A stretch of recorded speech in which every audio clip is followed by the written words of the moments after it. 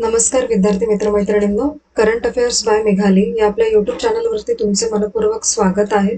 इथे आपण daily current अफेअर्सचे important 12 questions पाहतो, जे तुम्हाला आपल्या येत्या MPSCच्या सर्व एक्झाम्समध्ये, सरळ सेवांमध्ये आणि केंद्रीय परीक्षांमध्ये नक्कीच पाहायला मिळतील. त्यामुळे आपल्या चॅनलवरती जर तुम्ही पहिल्यांदा आले असाल तर चॅनलला लाईक करा, जास्तीत जास्त विद्यार्थ्यांपर्यंत आपला चॅनल शेअर करा, सबस्क्राईबही करा. तसंच सगळ्यात महत्त्वाची गोष्ट म्हणजे लेक्चर तुम्ही शेवटपर्यंत पहा आणि यातला एकही प्रश्न स्किप करू नका. तर पाहूयात आजच्या म्हणजेच 21 एप्रिल 2026च्या चालू घडामोडी. प्रश्न पहिला, भारतात राष्ट्रीय नागरी सेवा दिन कधी साजरा केला जातो? तर या प्रश्नाचे योग्य उत्तर आहे पर्याय क्रमांक सी, 21 एप्रिल या दिवशी. महत्त्वाचे पॉइंट्स पहा या प्रश्नाचे. भारतात दरवर्षी 21 एप्रिल रोजी राष्ट्रीय नागरी सेवा दिन साजरा केला जातो. या दिवशी सिव्हिल सेवकांच्या योगदानाला सलाम केला जातो आणि सिव्हिल सेवकांना प्रोत्साहन मिळावे, त्यांच्या कामाचा अभिमान वाटावा, हा या दिवसाचा उद्देश असतो. आणि 21 एप्रिल 1947 रोजी दिल्लीच्या मेटकाफ हाऊस इथे सरदार वल्लभभाई पटेल यांनी ऐतिहासिक भाषण दिलं होतं आणि तेव्हा प्रशासकीय सेवेतील अधिकाऱ्यांची पहिली बॅच होती आणि पटेलांनी सिव्हिल सेवकांना भारताचे स्टील फ्रेम असं म्हटलं होतं, संबोधलं होतं. या दिवशी उत्तम कामगिरी करणाऱ्या अधिकाऱ्यांना गौरविण्यात येतं आणि prime ministers award for excellence in public administration हा सन्मान दिला जातो. ठीक आहे. पुढील प्रश्न दुसरा, फेमिना मिस इंडिया वर्ल्ड 2026 किताब कोणाला मिळाला? तर या प्रश्नाचं योग्य उत्तर आहे पर्याय क्रमांक सी, साध्वी सैल यांना. ओके, याचे महत्त्वाचे पॉइंट्स पहा. फेमिना मिस इंडिया 2026 ची 61वी स्पर्धा पार पडलेली आहे आणि साध्वी सैल ही गोव्याची आहे आणि हिने या वर्षाचे विजेतेपद पटकावलंय. या स्पर्धेचं आयोजन भुवनेश्वर येथे झालं होतं. साध्वी सैल आता भारताचं प्रतिनिधित्व मिस वर्ल्ड 2027 मध्ये करणार आहे आणि पहिला रनरअप राजनंदिनी पवार महाराष्ट्र ही ठरली आणि दुसरा रनरअप श्री अद्वैता केंद्रीय प्रशासन इथल्या दुसऱ्या रनरअप आहेत. आणि फेमिना मिस इंडिया ही भारतातील सगळ्यात प्रतिष्ठित सौंदर्य स्पर्धा आहे. मिस वर्ल्ड स्पर्धा हे आंतरराष्ट्रीय पातळीवरील मोठं व्यासपीठ आहे आणि फेमिना मिस इंडियाची विजेती तिथे भारताचं नाव घेऊन जात असते. ठीक आहे. पुढील प्रश्न तिसरा, भारतातील पहिले पेट्रोग्लिफ कन्झर्वेशन पार्क कुठे उभारण्यात येत आहे? तर या प्रश्नाचे योग्य उत्तर आहे पर्याय क्रमांक ए, लडाख येथे. महत्त्वाचे पॉइंट्स पहा. भारताचं पहिलं पेट्रोग्लिफ कन्झर्वेशन पार्क लडाखमध्ये उभारलं जात आहे. या प्रकल्पाचं भूमिपूजन 19 एप्रिल 2026 रोजी झालं आणि जागतिक वारसा दिनानिमित्त हा कार्यक्रम झाला आणि विनय कुमार सक्सेना यांनी या प्रकल्पाचं उद्घाटन केलं होतं. आणि पार्क इंडस नदीच्या काठी असणार आहे आणि पेट्रोग्लिफ म्हणजे दगडावरती कोरलेली प्राचीन चित्र आणि चिन्ह हे कोरीव काम प्रागैतिहासिक काळातल्या जीवनाचा, संस्कृतीचा आणि स्थलांतराचा मागोवा देतं. आणि लडाखमध्ये अशा 400हून पेट्रोग्लिफ स्थळं आहेत आणि काही एकत्र तर काही पूर्णपणे एकाकी स्वरूपात आहेत. पुढील प्रश्न चौथा, जोनागिरी गोल्ड माइन कोणत्या राज्यात आहेत? तर याचे योग्य उत्तर आहे पर्याय क्रमांक बी, आंध्र प्रदेश येथे. महत्त्वाचे पॉइंट्स पहा. जोनागिरी गोल्ड माइन्स कुर्नूल आंध्र प्रदेशमध्ये आहेत. भारताला स्वातंत्र्यानंतर ही पहिली मोठी सोन्याची खाण मिळालेली आहे. हा प्रकल्प आत्मनिर्भर भारतमध्ये मोठा हातभार लावत आहे आणि भारत दरवर्षी 800 टनपेक्षा जास्त सोने बाहेरून मागवतं. त्यामुळे परकीय चलनावरती ताण पडतो. म्हणजे आपण इम्पोर्ट करतोय एवढं सोनं, आणि दरवर्षी जवळपास 1,000 किलो सोनं इथून मिळेल अशी अपेक्षा आहे. आणि ओपन पिट मायनिंग इथे वापरतात आणि सोनं वेगळं करण्यासाठी सायनाइड प्रक्रिया घेतात. शेवटी सोने डोअर बार्स स्वरूपात तयार होते. अशी म्हणजे प्रक्रिया आहे एकंदरीत. पुढील प्रश्न 5वा. 2026 मध्ये जपानने कोणती नवीन प्रणाली सुरू केलेली आहे? तर या प्रश्नाचे योग्य उत्तर आहे पर्याय क्रमांक डी, GX80S उत्सर्जन व्यापार प्रणाली. महत्वाचे पॉइंट्स पहा. जपान 2026 साली नेट झिरो साध्य करण्यासाठी धडपडतोय आणि GS80S म्हणजे इमिशन ट्रेडिंग सिस्टीम सुरू केलेली आहे जपानने, आणि ती एप्रिल 2026 पासून लागू होईल. नवीन ऑफिस आणि व्यावसायिक इमारतींना आता सौर पॅनल लावणं भाग आहे. जगातला सगळ्यात मोठा अणुऊर्जा प्रकल्प काशिवाझाकी कारिवा न्यूक्लिअर पॉवर प्लांट जपानमध्ये आहे, आणि यातलं युनिट 6 रिॲक्टर फेब्रुवारी 2026 मध्ये पुन्हा सुरू झालं, आणि त्यामुळे जपानचं जीवाश्म इंधनावरती अवलंबन घटलेलं आहे. आणि या बजेटमध्ये ग्रीन ट्रान्सफॉर्मेशन म्हणजेच GX साठी विशेष फोकस आहे. आणि झिरो थर्मल एक्सपो 2026 हा इव्हेंट मार्चमध्ये होतोय, आणि जिथे झिरो इमिशन थर्मल टेक्नॉलॉजी दाखवली जाते. आणि जपान स्वच्छ ऊर्जा क्षेत्रात सातत्याने इम्प्रूव्ह करतोय, आणि नेट झिरो म्हणजे कार्बन उत्सर्जन जवळपास शून्यावरती आणणे होय. पुढील प्रश्न 6वा. स्वामी विवेकानंदांचा लाईफ साईज कांस्य पुतळा कोणत्या शहरात उभारण्यात आलेला आहे? तर या प्रश्नाचं योग्य उत्तर आहे पर्याय क्रमांक ए, सिएटल येथे. महत्वाचे पॉइंट्स पहा. सिएटल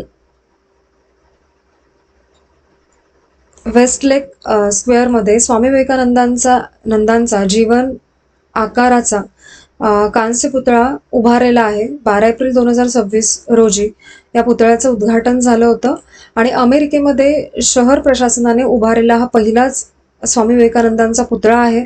हा पुतळा प्रसिद्ध भारतीय मूर्तिकार नरेश कुमार कुमावत यांनी बनवला आहे, आणि कांस्य धातूपासून तयार केलेला हा पुतळा स्वामी विवेकानंदांच्या पूर्ण उंचीच्या आकाराचा आहे, म्हणजे एक्झॅक्ट त्यांच्या उंची इतका आहे. आणि केटी विल्सन यांनी या पुतळ्याचं अनावरण केलं, आणि प्रकाश गुप्ता कार्यक्रमाला उपस्थित होते. आणि कार्यक्रम भारतीय सांस्कृतिक संबंध परिषद म्हणजेच ICCR दिनाच्या निमित्ताने झाला होता. ठीक आहे. पुढील प्रश्न 7वा. इस्रोच्या मानव अंतराळ मोहिमेवरती आधारित स्मारक टपाल तिकीट कोणत्या संस्थेनं जारी केलं? तर याचे योग्य उत्तर आहे पर्याय क्रमांक बी, डिपार्टमेंट ऑफ पोस्टने. महत्वाचे पॉइंट्स पहा. कर्नाटक सर्कलच्या डिपार्टमेंट ऑफ पोस्टने स्मारक टपाल तिकीटं जारी केलेली आहेत, आणि या तिकिटांना इस्रोच्या मानव अंतराळ मोहिमेला समर्पित केलेला आहे. हा सोहळा बेंगळुरू येथे पार पडला. तिकिटांवरती भारताच्या अंतराळ प्रवासाचा इतिहास जगजाहीर केलेला आहे, आणि डिझाईनमध्ये आर्यभट्ट उपग्रह खास दिसतो आहे.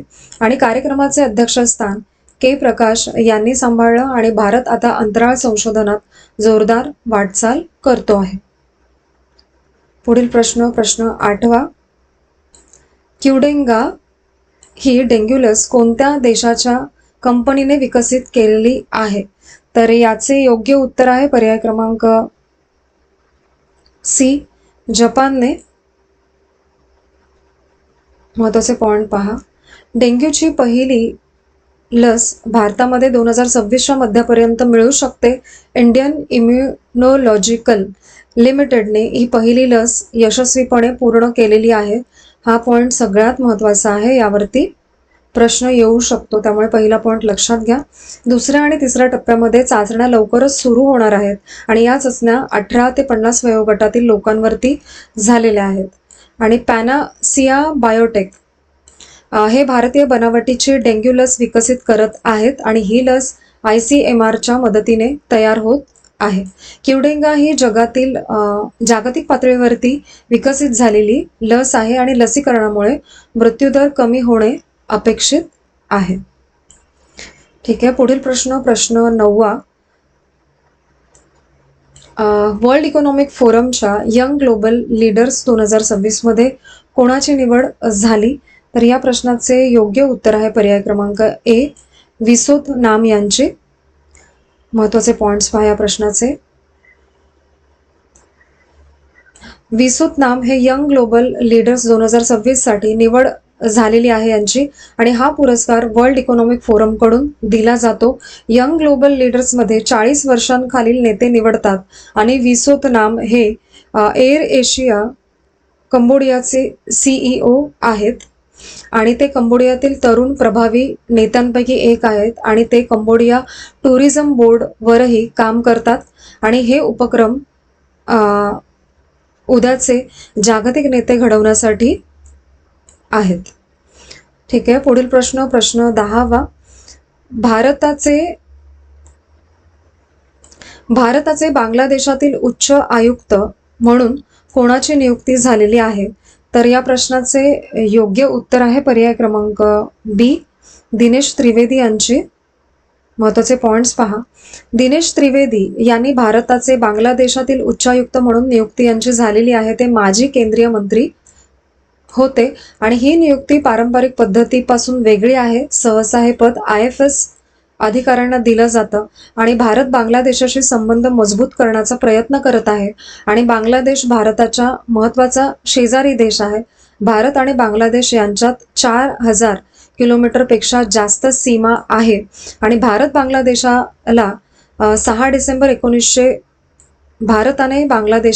डिसेंबर 1971 रोजी मान्यता दिली आणि ही मान्यता बांगलादेश मुक्ती संग्राम दरम्यान दिली गेली होती आणि ही नियुक्ती भारताच्या परराष्ट्र धोरणात महत्त्वाची मानली जात आहे.